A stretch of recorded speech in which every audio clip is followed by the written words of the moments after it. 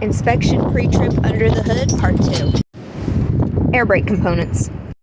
Starting with our brake line and hose, making sure that they are secured at both ends with its fittings and there's no damage like chafing or weather rot, and there's no leaks which would be indicated by a hiss. Then we're checking our air brake canister, making sure that it's securely mounted with its bolts present and tight, making sure that it has no cracks, bends, welds, or aftermarket modifications, and no leaks which would be indicated by a hiss. Then we're checking our safety clamp, making sure that it is present and tight, and no damage like cracks or twists. We're going to check our push rod, making sure that it has no cracks, bends, welds, or aftermarket modifications. Then we're going to make sure that it's also connected to our S-cams and our slack adjuster with its pins and cotter keys. Then we're going to check our slack adjuster, making sure that it has no cracks, bends, welds, or aftermarket modifications. And we're going to make sure that it's secured to our S-cam and to our push rod. This is a greased item and excess grease is okay.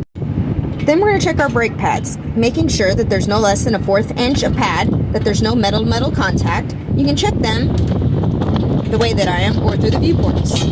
Then we'll check the brake drum, making sure that it has no damage and no bluing due to overheat, making sure that there's no debris like grease, oil, or contaminants. From there, we're going to move out to the tires, starting with the tire tread. We're going to make sure that it is evenly worn. Both the right tire and the left tire must match. The tread depth must be at least 4/32 of an inch. We're going to make sure there's no damage like cuts or gouges, and the front tires cannot be recapped. Then we'll check the tire's sidewall, making sure there's no damage like cuts, gouges, or dry rot, and you can find the manufacturer specifications for the inflation on the side.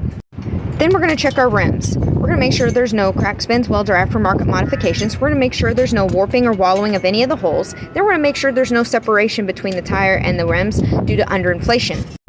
Then we're going to check our lug nuts, making sure that they're all present and tight. Then we're going to check our hub oil seal, making sure that the mounting bolts are all present and tight. The hub oil seal is an oil bass. We're making sure the plug is present and tight with no signs of an active leak. Then we're going to end the tire portion by checking our mud flap, making sure that it is present and properly secured, and there's no more than 8 inches from the bottom of the flap to the ground.